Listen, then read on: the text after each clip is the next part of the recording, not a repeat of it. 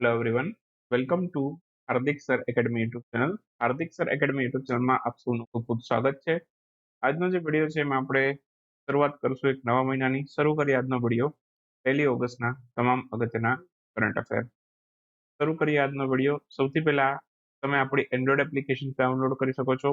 નીચે ડિસ્ક્રિપ્શનમાં પણ લિંક છે, અથવા પ્લે સ્ટોરમાં હાર્દિક સર એકેડમી લખીને તમે એપ ડાઉનલોડ કરી શકો છો.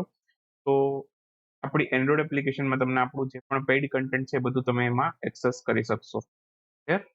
તો શરૂ કરીએ આજનો વિડીયો. સૌથી પહેલા બે પ્રશ્નો તમારા માટે. સૌથી પહેલો ક્વેશ્ચન તમારા માટે એવો છે કે હાલમાં જ world day against human trafficking આની ઉજવણી ક્યારે કરવામાં આવેલી હતી? બરાબર, આનો આન્સર લખવાનો કોમેન્ટમાં. આ ઉપરાંત બીજો એક પ્રશ્ન છે, વિમ્બલ્ડન ઓપન 2023 આ ટુર્નામેન્ટનું ટાઇટલ કોણે જીત્યું છે? બે પ્રશ્ન તમારા માટે છે, જવાબ તમારે લખવાનો છે કોમેન્ટ બોક્સમાં. શરૂ કરીએ આજનો વિડીયો 1 ઓગસ્ટના કરંટ અફેર. સૌથી પહેલો ક્વેશ્ચન, હાલમાં જ કયા રાજ્યની સરકાર દ્વારા 9000 સીએમ રાઈસ સ્કૂલ છે, બરાબર, આની સ્થાપના કરવામાં આવી છે? જો એક રાઈસ યોજના પણ હતી, RIC, બરાબર, એ પ્રધાનમંત્રી નરેન્દ્રભાઈ મોદીએ શરૂ કરી હતી, પણ આની વાત આપણે નથી કરવાની. તો અહીંયા આપણે વાત કરીએ છીએ 9000 સીએમ રાઈસ સ્કૂલો જે મધ્યપ્રદેશની સરકારે સ્થાપવાની જાહેરાત કરી છે. તો ઓપ્શન ડી આપણો આન્સર. હાલમાં જ છે મધ્યપ્રદેશ સરકાર છે, તેના મુખ્યમંત્રી છે શિવરાજસિંહ ચૌહાણ, એને 9000 સીએમ રાઈસ સ્કૂલો સ્થાપવા અંગેની જાહેરાત કરી છે. સ્કૂલોમાં ઇનોવેટિવ ક્લાસરૂમ હશે, સ્માર્ટ બોર્ડ હશે, ઓકે, અને અટલ ટિંકરિંગ લેબ હશે. આવી અત્યંત આધુનિક સુવિધાઓથી સજ્જ હશે આ સીએમ રાઈસ સ્કૂલો. 9000 બનશે આખા મધ્યપ્રદેશમાં. અને આંબેડકર સાહેબના નામ ઉપરથી નામ આપશે, બાબા સાહેબ આંબેડકર. બાબા સાહેબ આંબેડકરને આપણે બંધારણના ઘડવૈયા તરીકે પણ ઓળખીએ છીએ. ઓકે, આ ઉપરાંત અટલ ટિંકરિંગ લેબની વાત આવી હતી. તો અટલ ટિંકરિંગ લેબ છે સૌથી પહેલી ભારતની PPP આધારિત અટલ ટિંકરિંગ લેબ. એ ક્યાં શરૂ થઈ એવો પ્રશ્ન પૂછી શકે. તે શરૂ થઈ હતી કેરળના ત્રિશુર ખાતે. બાકી મધ્યપ્રદેશની થોડીક વાતો કરી લઈએ. તો લાડલી બહેના યોજના શરૂ કરી હતી, 1000 રૂપિયા મહિલાઓને ખાતામાં જમા કરવા માટે. આ ઉપરાંત કુનો નેશનલ પાર્ક છે, ત્યાંથી ચિત્તાઓ છે, બરાબર, મધ્યપ્રદેશમાં આવેલો છે કુનો નેશનલ પાર્ક. તો ત્યાંથી ચિત્તાઓ છે એને ગાંધી સાગર વન્યજીવ અભયારણ્યમાં સ્થળાંતર કરવાનું છે. 12 આપણે લાવ્યા સાઉથ આફ્રિકામાંથી, 8 લાવ્યા નામિબિયામાંથી, બરાબર. ટોટલ 20 હતા, 6 એક મરી ગયા, લગભગ 14 જેટલા બચ્યા છે. ઓકે, તો એવું માને છે સરકાર કે ત્યાંની વાતાવરણ કુનો નેશનલ પાર્કનું અનુકૂળ નહીં આવતું હોય, તો ગાંધી સાગર વન્યજીવ અભયારણ્ય છે થોડુંક સારું રહેશે, તો એ બધાને ત્યાં સ્થળાંતર કરવાના છે. આ પણ મધ્યપ્રદેશમાં જ છે. બાકી ચિત્તાઓ માટેની સંરક્ષણ માટે જે કમિટી બની છે એના અધ્યક્ષ છે રાજેશ ગોપાલ, એમને યાદ રાખીશું. PM મિત્ર મેગા પાર્ક મધ્યપ્રદેશમાં પણ બનવાનો છે, એ મધ્યપ્રદેશના ધાર જિલ્લામાં બનશે. કયા કયા PM મિત્ર પાર્ક ચર્ચામાં થાય? ગુજરાતના નવસારીમાં હમણાં જ ઉદઘાટન થયું એનું, બરાબર. ઉપરાંત એક સૌથી પહેલો બન્યો હતો, એ ક્યાં બન્યો હતો? તમિલનાડુના વિરુધુનગરમાં. ટોટલ કેટલા બનવાના છે? 7 બનવાના છે. હાલમાં જ ઇન્ડોનેશિયામાં ભારતના નવા રાજદૂત પણ બન્યા છે. તો સંદીપ ચક્રવર્તી ઇન્ડોનેશિયામાં ભારતના નવા રાજદૂત બન્યા છે. ઓકે, તો સંદીપ ચક્રવર્તી તો ઇન્ડોનેશિયામાં બન્યા. આ ઉપરાંત છેલ્લા લગભગ હું તમને 1 મહિનાના કહું તો આ 4 હમણાં જ નવા બન્યા છે. તો સોરી, 3 નવા જ બન્યા છે. તો આ 3ને પણ આપણે યાદ રાખીશું. સિરિયામાં ભારતના નવા રાજદૂત બન્યા છે ઇરશાદ અહેમદ. સાઓ ટોમ એન્ડ પ્રિન્સિપીમાં દીપક મંગલાણી નવા રાજદૂત બન્યા છે. અને સોમાલિયાની અંદર ભારતના નવા રાજદૂત બન્યા છે નમગ્યા સિખમ્પા. આ બધા જ હમણાં જ નિયુક્ત થયા છે. તમામ રાજદૂતો છે એ તમારે જુલાઈ મહિનામાં જ નિયુક્ત થયા છે, તો બધાને યાદ રાખવા પડશે. જુલાઈના એન્ડમાં જ નિયુક્ત થયા છે, બરાબર. ઉપરાંત ઇન્ડોનેશિયાની થોડીક વાતો કરી લઈએ. તો ઇન્ડોનેશિયામાં આસિયાન સમિટ 2023ની થશે, બરાબર. 2024ની લાઓસમાં થવાની છે, બરાબર, એ પણ આપણે યાદ રાખીશું. આ ઉપરાંત ભારત અને ઇન્ડોનેશિયા વચ્ચે ગરુડ શક્તિ તેમજ સમુદ્ર શક્તિ નામના યુદ્ધ અભ્યાસ થાય છે. ભારતીય વાયુસેનાની પરેડનું હવાઈ પ્રદર્શન કયા સ્થળે કરવામાં આવશે? વાયુસેના દિવસ 8 ઓક્ટોબરે હોય છે, બરાબર. તો એની એક વાયુસેના દિવસની એક પરેડ હોય આ દિવસે, એનું હવાઈ પ્રદર્શન છે પ્રયાગરાજમાં કરવામાં આવશે. લાસ્ટ યર ચંદીગઢમાં હતું, આ વખતે પ્રયાગરાજમાં કરવામાં આવશે. તો વાયુસેના દિવસની પરેડનું હવાઈ પ્રદર્શન ઉત્તર પ્રદેશના પ્રયાગરાજ ખાતે થશે. 8 ઓક્ટોબરે વાયુસેના દિવસ હોય છે. 8 ઓક્ટોબર 1932ના રોજ ભારતીય વાયુસેનાની સ્થાપના થઈ હતી. ઓકે, બાકી ગયા વર્ષે ચંદીગઢમાં આનું આયોજન થયું. ભારતીય વાયુસેનાના વડા પૂછે તો કોણ છે? વિવેકરામ ચૌધરી. નૌસેનાના R હરિકુમાર છે. ઓકે, અને બાકી આર્મીના કોણ છે અત્યારે? મનોજ પાંડે છે.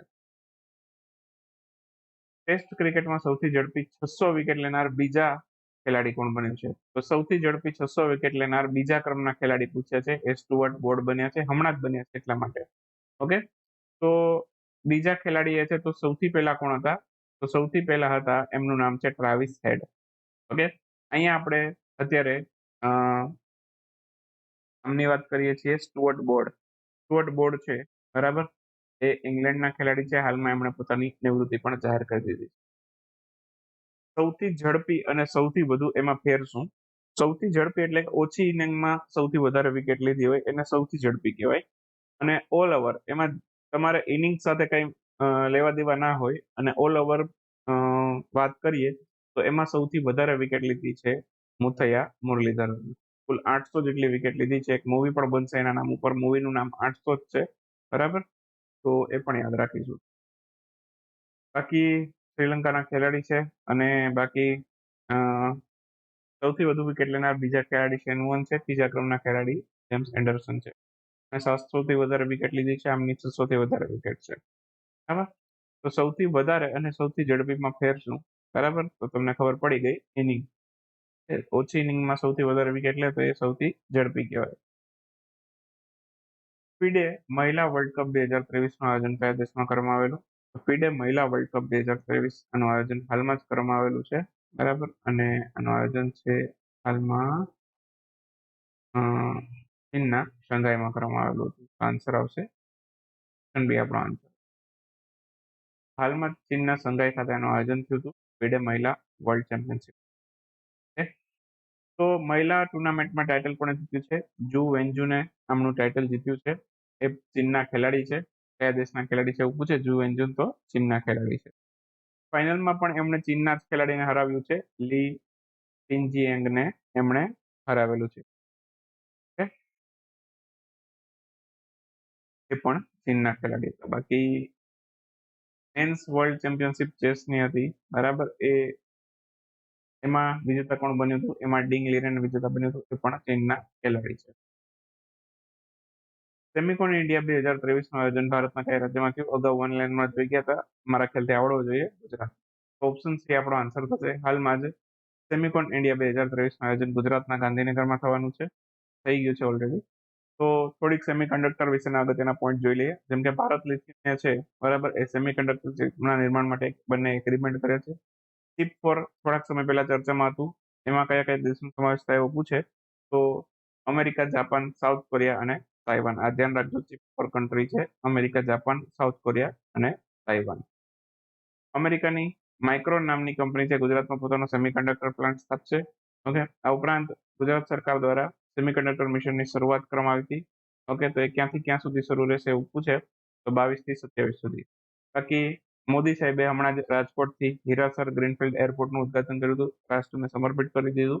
એ પણ યાદ રાખવા જેવો પોઈન્ટ છે. નેશનલ ફ્લેગ એડોપ્શન ડે અથવા તો ઝંડા અંગીકાર દિવસ ક્યારે ઉજવાયેલો છે? ઝંડા અંગીકાર દિવસ છે હાલમાં 22 જુલાઈ ઉજવાયેલો હતો. તો આન્સર આવશે 22 જુલાઈ. નેશનલ ફ્લેગ એડોપ્શન ડે પણ કહેવાય, ઝંડા અંગીકાર દિવસ પણ કહેવાય. 22 જુલાઈ 2023 ના રોજ ઉજવેલો. શા માટે 22 જુલાઈ? તો કે 22 જુલાઈ 1947 ના રોજ વર્તમાન આપણો જે રાષ્ટ્રધ્વજ છે એનો સ્વીકાર કર્યો. વર્તમાન રાષ્ટ્રધ્વજની ડિઝાઇન તૈયાર કરતી વેંકૈયા ફિંગલીએ. ઓકે, એક આવો જ બંધારણની સાથે સંકળાયેલો પોઈન્ટ છે સંવિધાન દિવસ. તે 26 નવેમ્બરે હોય છે. 26 નવેમ્બરે રાષ્ટ્રીય દૂધ દિવસ પણ હોય છે. 26 નવેમ્બરે શું એવું ખાસ છે કે આપણે બંધારણ દિવસ ઉજવીએ છીએ? તો બંધારણ ઘડવાની કામગીરી પૂર્ણ થઈ હતી 26 નવેમ્બર 1949 ના રોજ. અને લાગુ ક્યારે કર્યું હતું કે 26 જાન્યુઆરી 1950 ના રોજ. આને આપણે પ્રજાસત્તાક દિવસ અથવા તો ગણતંત્ર દિવસ તરીકે ઉજવીએ. વર્લ્ડ વાઇડ વેબ ડે ક્યારે ઉજવાયેલો? 1 ઓગસ્ટ. આજે છે world wide web day. www જે લખીએ છીએ ને આપણે વેબસાઇટ આગળ, તે વર્લ્ડ વાઇડ વેબ શોધક હતા ટીમ બર્નર લી, બરાબર. તો 1 ઓગસ્ટ 2023 ના રોજ આની ઉજવણી કરવામાં આવી. ઓકે, www ની સ્થાપના 1989 માં કરવામાં આવી હતી, 1989માં. ઓકે, આવા જ પૂરા નામ પૂછી શકે. વર્લ્ડ વાઇડ વેબ છે તો એવી જ રીતે HTTP નું પૂરું નામ પૂછે તો hyper text transfer protocol. HTML નું પૂછે તો hyper text markup language. TCP નું ઘણી વખત પૂરું નામ પૂછે છે, ટ્રાન્સમિશન કંટ્રોલ પ્રોટોકોલ. અને DNS નું ડોમેન નેમ સિસ્ટમ. મુસ્લિમ મહિલા અધિકાર દિવસ હાલમાં ક્યારે ઉજવાયેલો? મુસ્લિમ મહિલા અધિકાર દિવસ 1 ઓગસ્ટ ઉજવાય છે. 2020માં સૌથી પહેલી વખત આ દિવસ ઉજવાયેલો હતો. ઓકે, અલ્પસંખ્યક બાબતોના મંત્રી છે મુખ્તાર અબ્બાસ નકવી એ વખતના 2020માં. તો એમણે 1 ઓગસ્ટના દિવસે મુસ્લિમ મહિલા અધિકાર દિવસની શરૂઆત કરાવી હતી.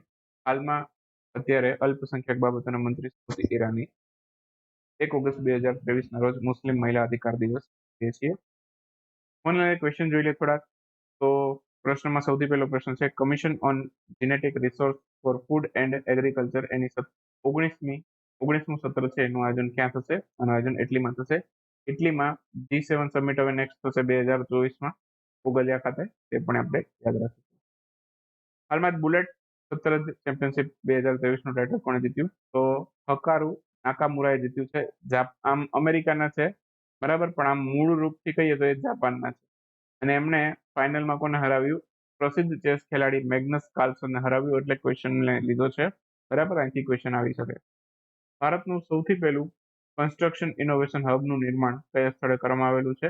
તો ભારતનું સૌથી પહેલું કન્સ્ટ્રક્શન ઇનોવેશન હબ છે આ કેરળમાં બનશે. હેલિકોપ્ટર અને લઘુ વિમાન શિખર સંમેલનની 5મી બેઠકનું આયોજન ક્યાં થયું? ભારતમાં થયું. ઓકે, અને મધ્યપ્રદેશના ખજુરાહો ખાતે કરવામાં આવેલું હતું. તો આ તો 1 ઓગસ્ટનો વિડીયો. મળીએ 2 ઓગસ્ટના વિડીયોમાં. હવે મારા તરફથી કોઈ પણ વિડીયો પેન્ડિંગ નથી રહેતા અને કોઈ પણ ઈ બુક પેન્ડિંગ નથી રહેતી. થોડુંક એપ્લિકેશનના કામને લીધે મારો 1 મહિનો થોડુંક બધું કન્ટેન્ટ ડિલેમાં આવેલું હતું. લગભગ 2-3 દિવસનો ડિલે રહેતો હતો આપણા વિડીયોમાં ને ઈ બુકમાં બરાબર.